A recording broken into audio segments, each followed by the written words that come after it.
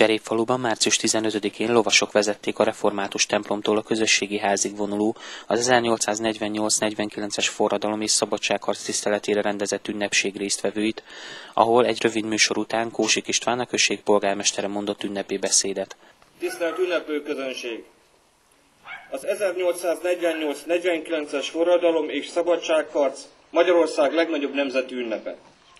Semmilyen más eseményről nem készült, nem született annyi történelmi festmény, vers, pohár és étkészlet díszítése, népdal, mint dicső forradalmunkról.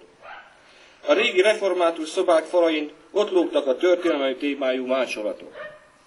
Keressük meg, újra tegyük ki őket.